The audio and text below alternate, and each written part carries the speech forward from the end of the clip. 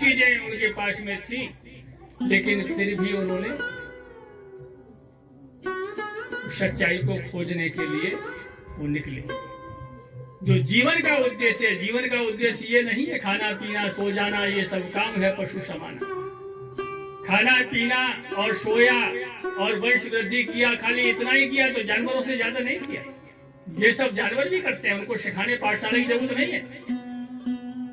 वो भी सोते हैं, उनको भी नींद आती है, वो भी खाते हैं। हानि लाभ थोड़ा बहुत वो भी जानते हैं, हित अनित वो भी जानते हैं। हित अनहित पक्षी जाना, मानुष तन गुण ज्ञान निधाना। हित और अहित पशु पक्षी भी जानते हैं। तुम डंडा लेकर के ऐसे करो तो वो भाग जाएगा, और ऐसे मुट्ठी करके दोगे तो खाने के लिए आगे करेगा। गाय भैंस को तुम धक्का दोगे गड्ढे में, गड्ढे की तरफ, तो वो पीछे को लौटेंगे, वो भी जानती है। ढेला दिखाओगे चिड़िया को तो चिड़िया उड़ जाती है। इतना वो भी जानते हैं, इतना भगवान ने बुद्धि उनको भी दिया है। हित अनित वो भी जानते हैं। मानुष तन गुण ज्ञान निधाना, मनुष्य शरीर गुण और ज्ञान का भंडार है, सागर है। और उस सागर में से हम कितना उपयोग कर रहे हैं, ये हमारे ऊपर निर्भर करता है। देने वाले ने तो दे दिया, और बदले में कुछ मांगा भी नहीं है। बदले में खाली इतना मांगा है कि तुम मेरे को मत भूल जाना। और वही गलती हम बार बार कर देते हैं। भूल बैठा राम को अच्छी नहीं बात है, और चादर की चांदनी और फिर अंधेरी। फिर अंधेर उसी में जाना है, दुख के सागर में जाना है। क्यों जाना है? क्योंकि उसको भुला दिया। इस परमात्मा ने, ये दयालु परमात्मा ने, ईश्वर ने हमको ये मनुष्य चोला दिया और देकर के संसार में भेजा। हमारे लिए इसे इतना सुंदर संसार बनाया जिसने, और बना करके ये हमको दिया। लेकिन साथ साथ ये भी कहा कि जिसको इसको अपना मत समझ लेना, और वही गलती हम कर रहे हैं। इसको हम अपना समझ लेते हैं। लोगों को पूछो तो बोले रे ये घर किसका है? बोले मेरा है। बच्चे किसके हैं? बोले मेरे हैं। अच्छा, तो फिर ये सब तेरा ही है। एक आदमी था, रेट तो नहीं हो रहा है, 9:15 बजे है। तो वो बेचारा गरीब आदमी था, लकड़ी काट करके अपना गुजारा करता था। जंगल जाता था और सूखी लकड़ियां, जहाँ पेड़ सूख जाते हैं, वो लकड़ियां काट के लाता था, बाजार में बेचता था, और उससे जो कुछ मिलता था उससे अपना राशन पानी खरीद के लाता था। तो उसके घर में चूल्हा जलता था और बच्चों को भोजन मिलता था। उसका नित्य का काम यही था। तो वो एक दिन गया तो संयोग से कहीं जंगल में महात्मा की कुटिया थी, झोपड़ी।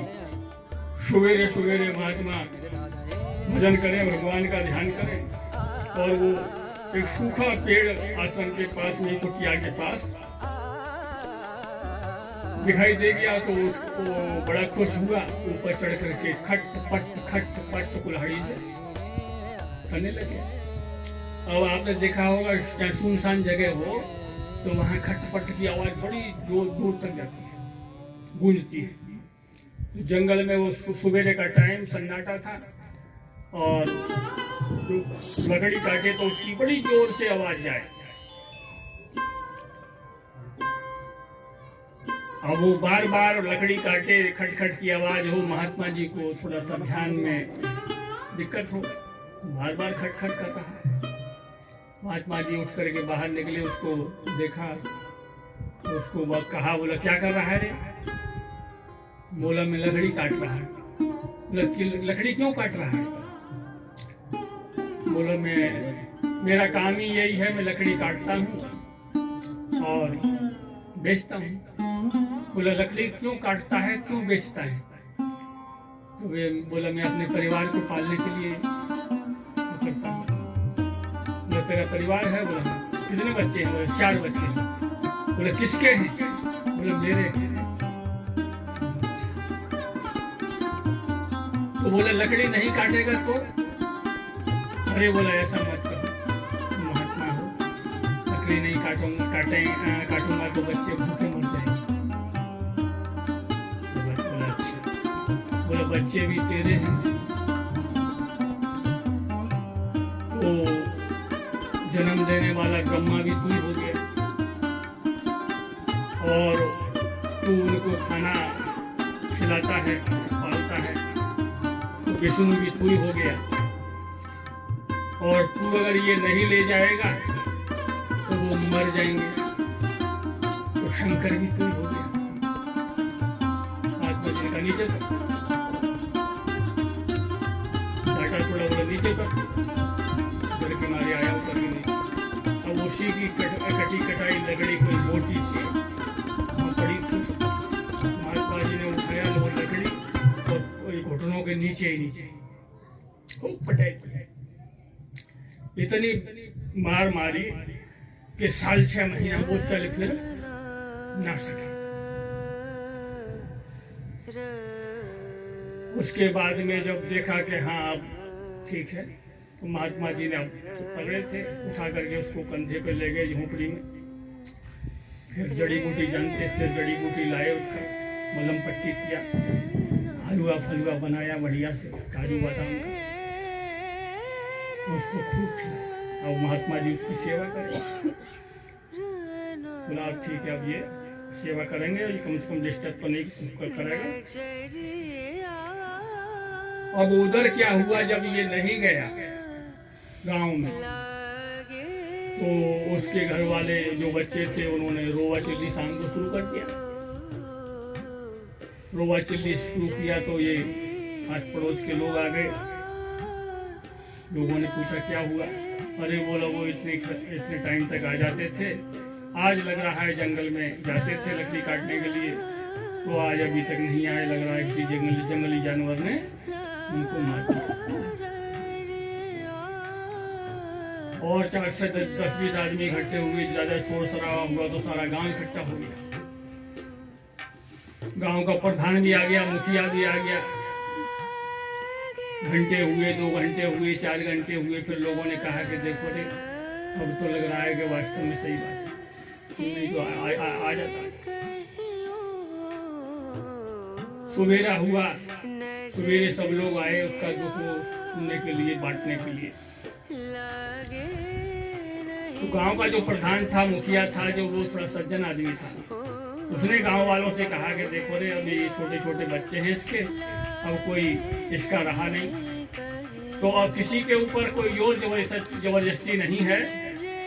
जो भी चीज देना चाहता है, अन्न देना चाहता है, कपड़ा देना चाहता है, पैसा देना चाहता है, और जितना देना चाहता है अपनी खुशी से, मांग किसी का नहीं है कि तेरे को इतना देना है, अपनी खुशी से इनकी भलाई के लिए, जिससे इनके बच्चे बचे।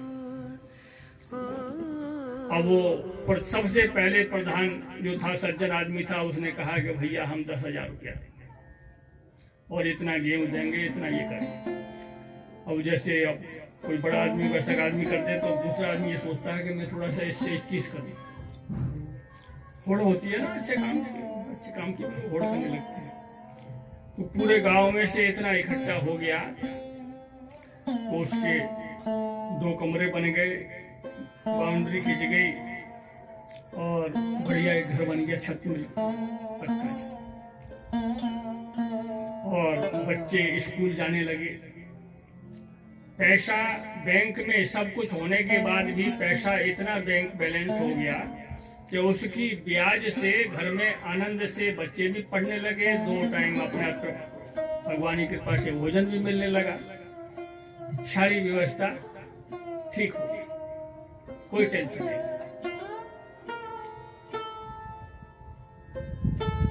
अब समय गुजरता रहा। अब वो धीरे धीरे जो वो आदमी था वो धीरे धीरे उसकी मलहम पट्टी हुआ तो वो थोड़ा ठीक हुआ। महीना 6 महीना साल भर बाद उसने जब थोड़ा चलने फिरने लायक हो गया तो उसने धीरे से डर के मारे महात्मा जी से कहा, बोला महात्मा जी आप कहो तो मैं घर में आऊं। अरे बोला पागल मत हो, चुपचाप यहाँ अपना भजन करो, कोई कहीं किसी का घर नहीं है, सब माया है। फिर भी मन है ना, मानता नहीं है। उसने मन में सोचा, बोला ये महात्मा तुम बोलेंगे नहीं, क्योंकि इनका तो घर द्वार होता नहीं है, इनको क्या मोह मानता है जाने का। वो एक दिन चुपके से बिना बताए, शाम के टाइम बिना बताए वहां से चला गया। अब चला गया, लंगड़ाता लंगड़ू तो गांव में पहुंचते पहुंचते उसको शाम हो गया, थोड़ा अंधेरा सा होने लगा। तो गांव देहातों में अगर लोग जल्दी भोजन बना करके जल्दी खा लेते हैं। पहले लाइट व्यवस्था नहीं होती थी रोशनी की, तो पहले जो पुराने लोग थे हमारे, तो वो जल्दी भोजन बना करके शाम को और अपना सो जाते थे। तो उसने क्या काम किया, उसको शाम का भोजन बना के बच्चों को खिला पिला के सुला दिया और चूल्हे की आग बुझाने जा रही थी। तो उसके मन में आई कि पहले दरवाजा बंद कर देते हैं। अब वो उसी संयोग से उसी समय तो उसने आकर के देखा, तो पहले देखा कि जहाँ वो झोंपड़ी थी तो वहाँ पक्का मकान बना हुआ है। और मन में सोचता है किसी ने कब्जा कर लिया, बच्चों को मार मुड़ के भगा दिया। फिर मन में सोचता है कि ला चलो झाँक करके देख तो लूं, कम से कम वही बनी है, बना हुआ है जहाँ मेरी झोपड़ी थी। तो वो झांकने के लिए वहां चला। अब आप जानते हो, जो साल 6 महीना जंगल में रहा हो, तो न तो वहां नाखून काटने के लिए कहीं वो कोई व्यवस्था थी, न दाढ़ी बाल बनाने की, शेव बनाने की कोई वो साधन था। ये लंबी लंबी दाढ़ी और बाल और ये बड़े बड़े नाखून।